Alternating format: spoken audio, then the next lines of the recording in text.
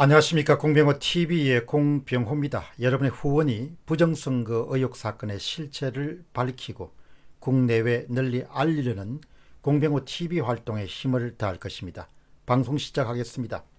4.15 총선 부정선거 의혹 사건을 다루면서도 새로운 사실들이 속속 밝혀진데도 불구하고 마치 옥새를 각오한 듯이 처음에 내뱉었던 입장에서 한치도 물러서지 않는 사람들을 지켜보게 됩니다. 고집불통이라는 것이 저렇게 무서운 것이구나 라는 그런 생각을 새삼하게 됩니다.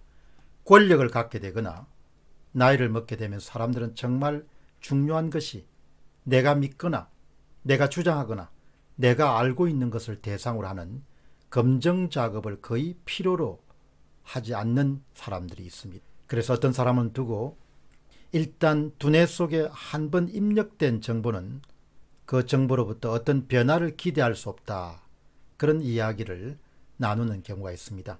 특히 권력을 쥐게 되거나 아니면 나이를 많이 먹게 된 경우에 이런 현상들이 자주 일어나게 됩니다. 첫 번째 질문은 전시재정 유감입니다. 5월 25일 날 문재인 대통령의 발언에 특별히 주목하게 됩니다. 그는 이렇게 주장합니다. 우한 코로나 경제 충격이 그야말로 경제 전시 상황이다. 고용 및 수출 등 실물 경제 위축이 본격화되고 있기 때문에 더 과감한 재정의 역할이 필요하다. 돈을 더 풀겠다는 겁니다. 전시 재정을 편성한다는 각오로 재정 역량을 총동원해야 된다. 계속 나오는 이야기는 돈 풀어가지고 경제 살리겠다는 겁니다. 국가 정책을 실현한 직접적인 수단이 바로 재정이다. 불을 끌 때도 조기에 충분히 물을 부어야 더 큰 피해를 막을 수 있다. 1차 추경안을 뛰어넘는 3차 추경안을 신속히 준비해달라. 추경의 효과는 속도와 타이밍에 달린 만큼 3차 추경안이 6월 중에 처리될 수 있도록 새 국회가 잘 협조해달라. 또 수십조 원 국채 발행에 쓰겠다는 이야기입니다. 문재인 대통령은 정치를 참 편리하게 합니다. 필요하면 수십조 원 정도의 추경 편성하면 되고 선거 전에 돈을 풀어서 표는 사면 되고 앞으로 실체가 드러나겠지만 선거는 이런저런 아랫사람들이 작전으로 치르면 되고 정거보전을 신청하는 변호사들이 있더라도 대법원장이 어련히 알아서 다 막아주는 그런 노력을 할 것이고 선거 끝나고 한 달이 지나도록 국민들 가운데 상당수가 선거 부정 증거물을 발굴해내서 세상에 내놓더라도 집권 여당과 청와대는 일체 발언을 하지 않습니다. 그동안 작은 일이라도 발끈하면서 발언을 했는데 이렇게 큰 사건에 대해서도 어떤 연유인지 모르니 간에 모두가 입을 다물고 있습니다. 문 대통령이 갖고 있는 생각입니다. 그의 머릿속에는 세금이든 나라 비리든 간에 그냥 나라가 돈을 투입하면 경제가 절로 잘 돌아가고 경제가 살 수 있다. 그런 생각이 굉장히 강하다고 봅니다. 기축통화가 아닌 상태에서 개방경제를 살아가야 하는 중규모 국가가 재정 건전성을 상실했을 때 어떤 위기에 빠지게 되는지에 대한 감이 전혀 없다고 봅니다.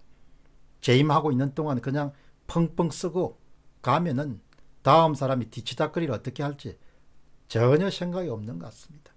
문 대통령 이렇게 발언합니다. 우리 국가 재정은 OECD 국가들 가운데서도 매우 건전한 편이다. 다르게 이야기하면 돈 더 쓸 수 있다는 것, 여유가 있으니까. 재정은 당면한 경제위기의 치료책이자 포스트 코로나 이후에 경제체제를 개선하고 면역력을 강화하는 백신 역할까지 해야 된다. 이런 믿음을 갖고 있는 겁니다. 결국 또다시 적자 국채 발행으로 돈을 지출할 모양입니다. 3차 추경 예산은 30에 40조가 될 것이고 전부가 다 적자 국채를 발행해서 아마 조달해야 될 것으로 봅니다. 외환위기 당시 그렇게 큰 위기를 당했을 때 아마 한국의 재정 투입 액수가 60에서 한 70조 원 상당, 제 기억이 정확하다면 66조 원 정도를 투입했을 겁니다. 돈이라는 것이 재정이 투입되더라도 썩은 곳을 도려낸 상태에서 재정이 투입돼서 돈이 꼭 필요한 곳이 흘러갈 때 그때 돈이 제대로 효과를 발휘할 수 있죠. 썩은 것은 그대로 내버려 두는 상태에서 돈을 아무리 투입해봐야 밑 빠진 독에 물을 붓는 식으로 그렇게 돈을 낭비하고 동시에 재정 건전성 악화되고 국가 빚은 눈덩어처럼 그렇게 불어나는 것이죠. 그런데 썩은 곳을 도려내려면 아픔이 따라야 되니까 절대 아픔을 따르는 것은 문 대통령 생전에 할 의향이 전혀 없는 것이죠. 아마도 문 대통령은 역사적으로 한국의 산업 생태계를 무너뜨리고 엄청난 부채를 남긴 그런 대통령으로 아마 역사에 기록될 겁니다. 아마도 어떤 인물이 비슷할 것인가 이렇게 생각하면 그리스가 1981년도 그리스 역사의 최초의 사회당 정부가 등장한 다음에 엄청난 돈을 퍼부어 가지고 나라 경제를 완전히 나락으로 빠뜨리고 오늘날의 그리스의 비극의 원흉에 해당하는 파판드레오 총리와 같은 역할을 하겠죠. 돈을 그냥 막 쓸 테니까. 그러니까 문 대통령 머릿속에는 돈이 투입될 때 소위 썩은 부분을 도려낸 다음에 건강한 체질 하에서 돈이 투입될 때 그때 돈이 효과를 발휘한다는 그런 개념은 전혀 없는 모양입니다. 그러니 그냥 돈만 투입하면 경제를 살릴 수 있다 이렇게 생각하니까 그 투입된 돈이 대부분 낭비가 되고 고스란히 빚으로 이렇게 남게 되는 그런 부분에 감이 전혀 없는 거죠. 필요하면 세금을 거두게 되고 세금을 더 올리게 되면 결국 그것이 동기부여에다 악영향을 미쳐가지고 생산활동을 줄인다는 이런 감이 전혀 없는 겁니다. 썩은 한부를 도려내지 않고 돈을 투입하는 것이 죽는 길이고 그것이 바로 골로 가는 길인데 그런 데 대한 전혀 감이 없는 것이죠.